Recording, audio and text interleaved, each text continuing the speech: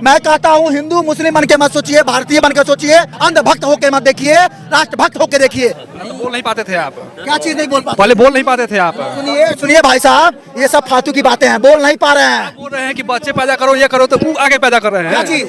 क्या चीज? अपने को समझना अरे, पड़ेगा ना। हम कह रहे कैसी देश की विडंबना आ गई है, सोचिए दुनिया कहाँ सोच रहा है। पहले अपने आप को सुधारिए, पहले अपने आप को सुधारिए। बोले आपने ये कहा कि मोदी जी हैं तभी आपको बोलने का अधिकार मिला। पहले कहाँ बोलते थे, पहले तो सब होता था।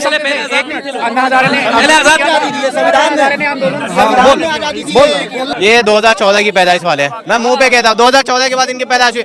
आप बात कीजिए टू द पॉइंट, आप कहना क्या चाहते हैं, मैं आंसर देता हूँ, बोलिए। पहले अपने आप को सुधारिए कि हम अपने आप को अच्छा करें, उसके बाद जो है देश को करें। एक मिनट, एक छोड़ सर, नहीं इनके हर बातों का जवाब दूंगा मैं, रुकिए। चाहिए किसी को, नहीं चाहिए, नहीं किसी को कुछ नहीं चाहिए। इसीलिए जंतर मंतर पा रखे हैं। लोगों को शिक्षा चाहिए, स्वास्थ्य चाहिए, शिक्षा चाहिए, स्वास्थ्य चाहिए। एक मिनट, बेच रहा है? स्वास्थ्य चाहिए महाराज जी। कौन बेच रहा है? पैसा लेके बेच रहा है? आप जो गले में बंद बांध रखे हैं ना, हम भी यहाँ रुद्राक्ष दिखा रहे हैं, सुन लीजिए। हम सुनिए, आप जो गले में बांध करके बातें कर रहे हैं, ये सब आइडियोलॉजी, ये सब चीजें अब नहीं चलेगी। झूठ के जुमलेबाजी, झूठ के जुमलेबाजी नहीं चलेगी। बात मुद्दों पे कीजिए, बात मुद्दों पे कीजिए, बात। हाँ रुकिए, एक मिनट रुकिए। आपने इनकी बात सुनी है क्या? हम सुने, हमको समझ में नहीं आया। हमको मोदी जी है तभी उन्होंने आजादी दी बोलने की। यहाँ इंडिया में मतलब हिंदुस्तान में डेमोक्रेसी नहीं है। उस मूवमेंट का क्या हुआ, अन्ना आंदोलन का क्या हुआ? मेरा नाम अजय कुमार झा है। मैं पूर्व में सेना में भी रहा हूँ, एक समाज सेवी भी हूँ, और आज भारत भविष्य के लिए शिक्षा में जो भ्रष्टाचार हुए हैं उसके लिए आज युवाओं के साथ देने के लिए मैं जंतर मंतर पर आया हूँ। पर हमने देखा कल भी सेना के पूर्व जवान आए थे, उन्होंने सपोर्ट दिया, सेना की तरफ से भी सपोर्ट इनको मिल रहा है, लेकिन सरकार का जो रवैया है उसको लेकर आपका क्या कहना है? देखिए सरकार जो है बहुत ही इनको कोई शर्म नहीं है। इनको कोई शर्म होता तो 90 बार शिक्षा में भ्रष्टाचार हो गई, 90 बार से 80 बार से अधिक पेपर लीक हो गई। इनको तो सो विवेक, इनके अंदर शर्म होता तो इनको खुद स्वयं से इस्तीफा दे देना चाहिए, मांगने की जरूरत नहीं पड़नी चाहिए। लेकिन फिर भी आज भारत की जनता अगर विवश होकर मांग रही है तो इनको तो एंड टाइम इनको रिजाइन देना चाहिए, दूसरे को नियुक्त करना चाहिए। पर उन्होंने दहशतगर्दों की बी टीम बताया है, कह रहे हैं जो लोग बैठे हैं वो विद्यार्थी कहाँ हैं? देखिए बीजेपी का वो माइंडसेट है, उनकी विचारधारा है। जो लोग देश हित की आज बात कर रहे हैं, हमारे पीछे सोनम वांगचुक जी बैठे हुए हैं, जिन्होंने सेना के लिए टेंटेज बनाए, सेना के लिए इतने बड़े बड़े काम किए, साइंटिस्ट थे। बीजेपी में सारे उतने बड़े पढ़े लिखे कोई नेता नहीं होंगे, उनके ऊपर एनएसए लगा दिया। जो युवा आज अपने रोजगार के लिए, शिक्षा में सुधार के लिए मांग कर रहे हैं, तो वो कॉकरोच हैं, वो चिलचट्टे हैं, वो गद्दार हैं, वो देश के विद्रोही हैं। ये तो कहने की बात है, देश जानना आज कौन क्या है।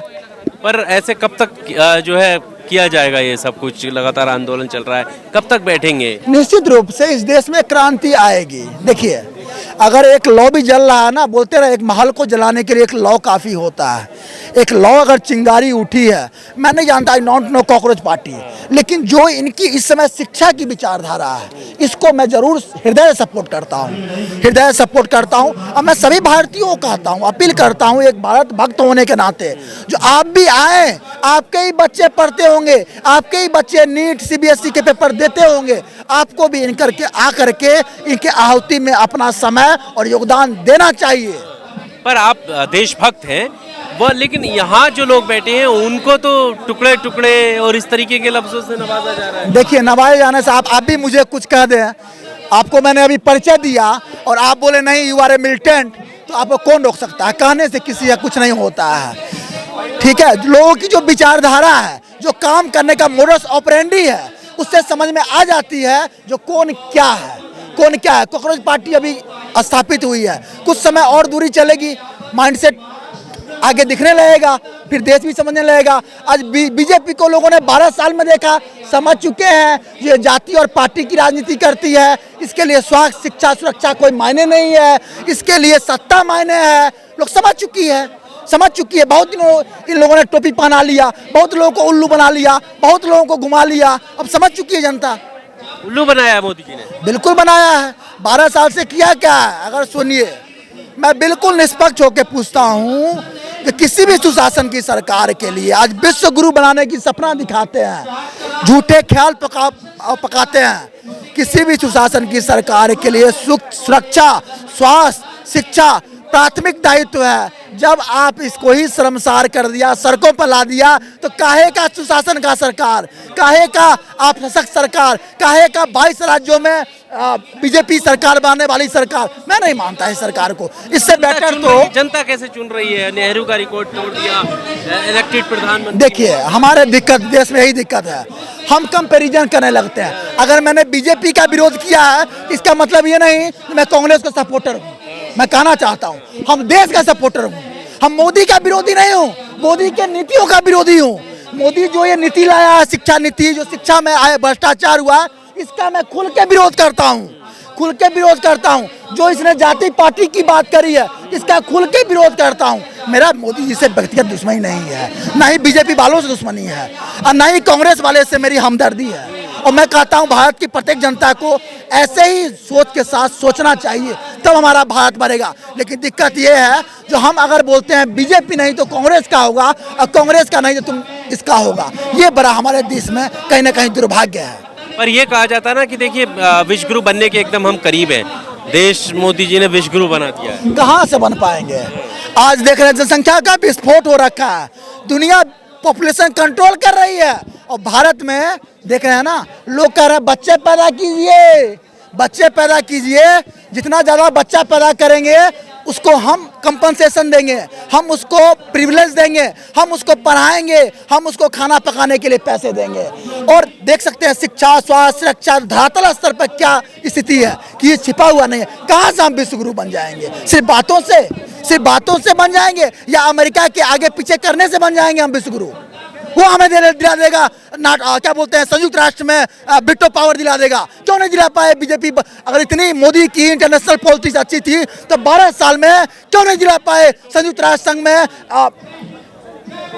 Veto power? क्यों नहीं दिला पाए? क्यों नहीं दिला पाए? बताइए आप जरा, कैसे डंका कैसे बज रहा है फिर? डंका कैसे? वो सब पैसों पे बज रहा है, पैसों पे बज रहा है। पैसा फेंक, तमाशा देख। ये 32 देशों में जो मिली है तगमा, ऐसे नहीं मिली है, अडानी अंबानी के जद्दोजहद के बाद मिली है। ठीक है, क्या काम किया है मोदी जी ने जो विश्व गुरु माने? विश्व बताइए। नहीं, ये नहीं, गलत बात नहीं, गलत बात नहीं। देखिए, आप संवैधानिक रूप से रहिए, सामाजिक रूप से रहिए। तो बोल नहीं पाते थे आप, क्या चीज नहीं बोल पाते? पहले बोल नहीं पाते थे आप। सुनिए, सुनिए भाई साहब, ये सब फालतू की बातें हैं, बोल नहीं पा रहे हैं। बोल रहे हैं कि बच्चे पैदा करो, ये करो, तो वो आगे पैदा कर रहे हैं। क्या चीज?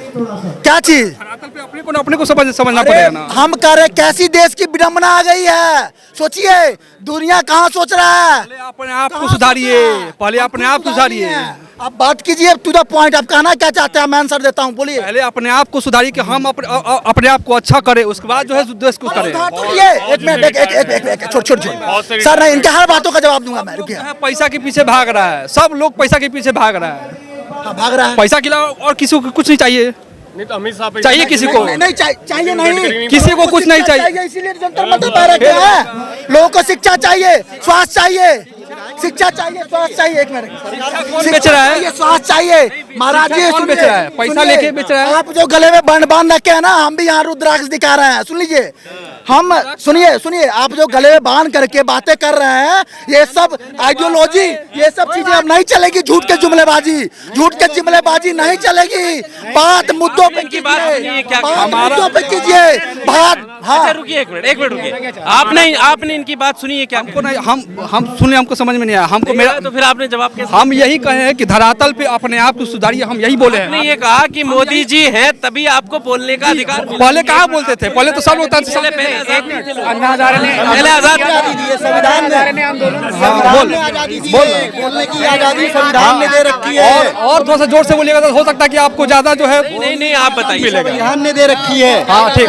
बोलने की आजादी संविधान ने दे रखी है। भाई सब मिला है। हमारे पीछे सोनम वांगचुक देश के साइंटिस्ट बोले थे, एनएसए लगवा दिया, एनएसए लगवा दिया। जोर से बोलिएगा उतना ही जो है आवाज जा जाएगा। नहीं, हम नहीं सर, आप बोलवाइए, बोलिए ना, बोलिए साहब, ये 2014 की पैदाइश वाले हैं। मैं मुंह पे कहता हूँ, 2014 के बाद इनकी पैदाइश हुई। मोदी जी है तभी उन्होंने आजादी दी बोलने की। यहाँ इंडिया में, मतलब हिंदुस्तान में डेमोक्रेसी नहीं है, फंडामेंटल राइट नहीं है लोगों के पास। जाहिलों के मुंह कौन लगे, अनभक्त है साले। आंदोलन कैसे हो गया? अन्ना आंदोलन कैसे हो गया? अगर जैसे कांग्रेस में कह रहे, कांग्रेस में बोलने की आजादी नहीं थी, तो अन्ना आंदोलन इतना बड़ा मूवमेंट कैसे हो गया? कांग्रेस के टाइम इतना बड़ा मूवमेंट कैसे हो गया? उन्होंने आरएसएस से मिलके उनका आंदोलन चलाया। आज अन्ना कहाँ बैठे हुए हैं? आप कोई बात कर रहा है लोकपाल के ऊपर? वो सारे लोग कहाँ हैं जो लोकपाल कर रहे थे? अब लोकपाल के ऊपर बात क्यों नहीं हो रही है? भ्रष्टाचार के ऊपर बात क्यों नहीं हो रही है? उस मूवमेंट का क्या हुआ? अन्ना आंदोलन का क्या हुआ? नहीं, वो कह रहे थे कि मोदी जी है तभी तुम्हें बोलने की। तो कह रहा हूँ कि इससे पहले क्या नहीं आजादी थी? वो उनको तो 2014 के बाद ही आजादी मिली है। अरे भाई सुन लो, अरे बोल दूं आपको आखिरी में एक बात बोल दूं, सुन लीजिए। मैं कहता हूं हिंदू मुस्लिम बन के मत सोचिए, भारतीय बन के सोचिए, आपको सबको स्पष्ट दिखाई देगा। अंधभक्त होके मत देखिए, राष्ट्रभक्त होके देखिए, राष्ट्रभक्त होके देखिए। जय हिंद, जय भारत।